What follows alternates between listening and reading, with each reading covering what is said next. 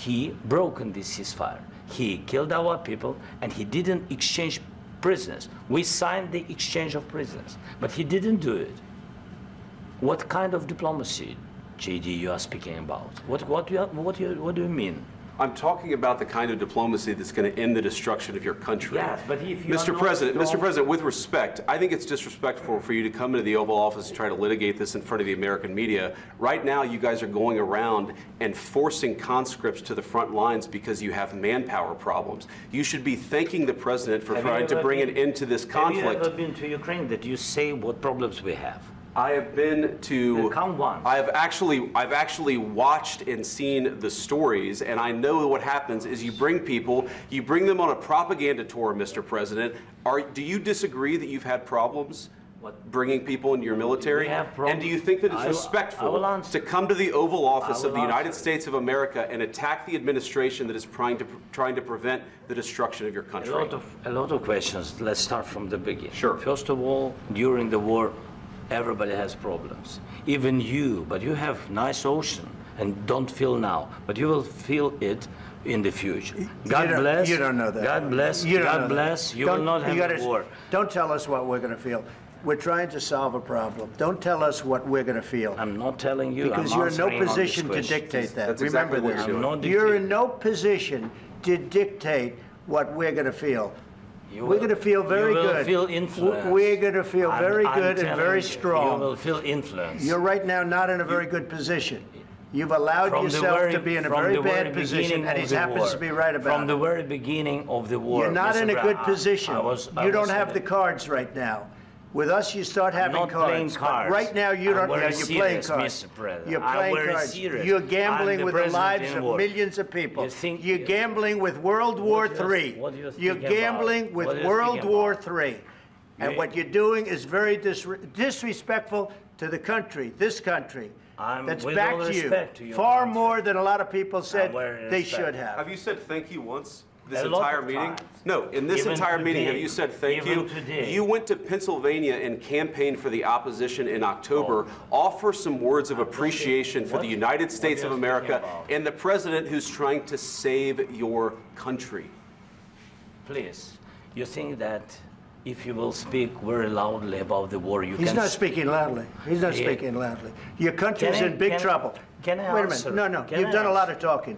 Your country is in big trouble. I know. You're not winning. You're not winning this. You have a damn good chance of coming out okay because of us. Mr. President, we are staying in our country, staying strong from the very beginning of the war. We've been alone, and we are thankful. I said thanks you haven't in been this alone. cabinet. You haven't been alone. In this cabinet. We gave you, through this stupid president, $350 billion. We gave you military equipment, and your men are brave, but they had to use our military. What about if you didn't have our military equipment, if you didn't have our military equipment, this war would have been over in 2 weeks. In 3 days. I heard it from Putin. In 3 days. This is something maybe new. Less. In 2 weeks. Of course, yes. It's going to be a very hard thing to do business like this. I tell you. Just say thank you. I said a lot of times accept that there are disagreements, and let's go litigate those disagreements rather than trying to fight it out in the American media when you're wrong. We know that you're wrong. But you see, I think it's good for the American people to see what's going on. I understand, sir. I think it's very important. That's why I kept this going so long. You have to be thankful. You don't have the cards. Thankful. You're buried there. Your people are dying. You're running low on soldiers. Listen, you're running low on soldiers. It would be a damn good thing. And then you tell us, I don't want a ceasefire. I don't want a ceasefire. I want to go, and I wanted this. Look. If you could get a ceasefire right now, I tell you, you take it so the bullets stop flying and your men stop getting killed. Of course, we want to stop the war. But you're saying you don't want a ceasefire. But I said to you, I want a ceasefire. With guarantees. Because you'll get a ceasefire faster than an agreement. Ask our people about ceasefire, what they think. That wasn't with me. That wasn't with me. That was with a guy named Biden, who was not a smart person. That was with Obama. It was your president. Excuse me. That was with Obama, who gave you sheets, and I gave you javelins. Yes. I gave you the javelins to take out all those tanks. Obama gave you sheets. In fact, the statement is Obama gave sheets and Trump gave javelins. You got to be more thankful, because let me tell you, you don't have the cards. With us, you have the cards. But without us, you don't have any cards. One more question to Mr. Vice President. I'm sorry, here. It'll be a tough deal to make because the attitudes have to change. What if Russia breaks ceasefire? What if Russia breaks peace talks? What do we do then? I understand that it's a heated conversation right now. What are you saying? She's asking, what if Russia breaks the ceasefire? What if anything? What if a bomb drops on your head right now? Okay? What if they broke it? I don't know. They broke it with Biden because Biden, they didn't respect him. They didn't respect Obama. They respect me. Let me tell you, Putin went through a hell of a lot with me. He went through a phony witch hunt where they used him and Russia. You ever hear of that deal? That was a phony Hunter Biden, Joe Biden scam. Hillary Clinton, Shifty Adam Schiff. It was a Democrat scam.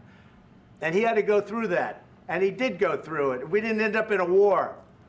And he went through it. He was accused of all that stuff. He had nothing to do with it. It came out of Hunter Biden's bathroom. It came out of Hunter Biden's bedroom. It was disgusting. And then they said, oh, the laptop from hell was made by Russia, the 51 agents.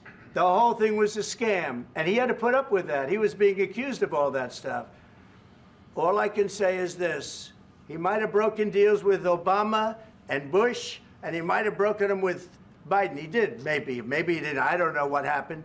But he didn't break them with me. He wants to make a deal. I don't know if you can make a deal. The problem is I've empowered you to be a tough guy. And I don't think you'd be a tough guy without the United States. And your people are very brave. But you're either going to make a deal or we're out. And if we're out, you'll fight it out. I don't think it's going to be pretty, but you'll fight it out. But you don't have the cards. But once we sign that deal, you're in a much better position. But you're not acting at all thankful. And that's not a nice thing. I'll be honest, that's not a nice thing. All right, I think we've seen enough. What do you think? Huh? This is going to be great television, I will say that. All right. We'll see what we can do about putting it together. Thank you. Guys, let's go. Guys, come on, let's go. We'll see. I don't know. All right, guys. Guys, come on. Wait. Hey.